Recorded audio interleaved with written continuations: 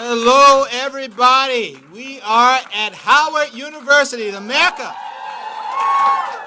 Good morning, everybody, and thank you all for joining us to talk about a fundamental American right, to talk about the most sacred American right, and that is the right to vote.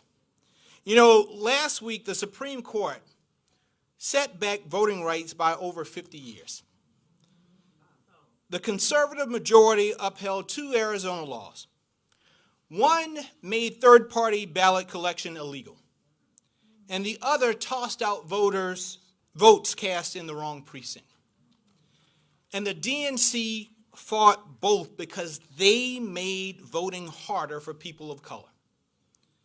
You know, the Voting Rights Act was passed to prevent this type of nonsense. Our leaders then knew that racist voter suppression tactics often appear neutral. But it's important to consider unequal impact on voters of color. And yet, a conservative 6-3 majority twisted themselves into knots to uphold both laws. In the words of Justice Kagan, the court simply put old poison into new bottles. My friends, we all know this is nothing new. It is the ghost of Jim Crow. The same Jim Crow that my family grew up under in South Carolina, that my grandparents had to suffer through. You know, my grandfather and I used to vote together. That was our little tradition. And it actually was the last thing that I did with my grandfather before he passed away in 2004. He was no stranger to voter suppression. He said people in South Carolina, the people in power, they didn't even see him as a whole person. He was more like an obstacle to them. He would always tell me, he said, Jamie, never let anybody tell you that you don't matter. And that's what this is all about, my friends. Whether it's Arizona or Georgia or Texas or any number of states, Republicans across the country would prefer your vote did not matter. They see you as an obstacle. They think if you work long hours, your vote shouldn't matter. They think if you need a bite to eat because your blood sugar drops, your vote shouldn't matter. They think if you need a sip of water because you're standing in a long line for hours, your vote shouldn't matter. My friends, they think our voices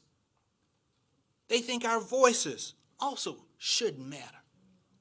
But Democrats, our leaders are fighting to protect voters and to make sure that every voice is heard. Democrat, Republican, independent, black, white, straight, gay, it does not matter. If you are an American citizen, then your vote, your voice should matter.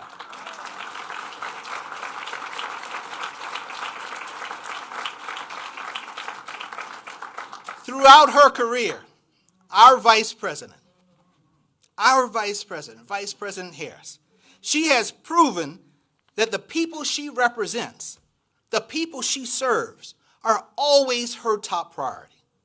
She doesn't stand by and let injustice win. We saw her in those hearings. The clap back is fierce. My friends, this vice president fights back.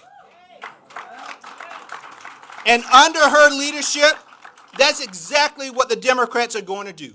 And today, you are going to hear about how we plan to do it. Folks, President Biden said it himself. He said, this is going to take a hell of a lot of work. But Democrats are no stranger to tall tasks or long odds. We are the party of the New Deal. We are the party of the 1965 the Civil Rights Act and the Voting Rights Act. We are the party of the Affordable Care Act. We are the party of the American Rescue Plan. In our greatest time of need as a nation, it was and it has always been the Democratic Party that has stood up to fight for all of America. While the Republicans obstruct, my friends, This D here stands for deliver. That's what the Democratic Party does. We deliver. And with the leadership of President Biden and Vice President Harris, we're ready to get to work, to defend, to secure, and to deliver voting rights for all Americans. Thank you all so much for being here today.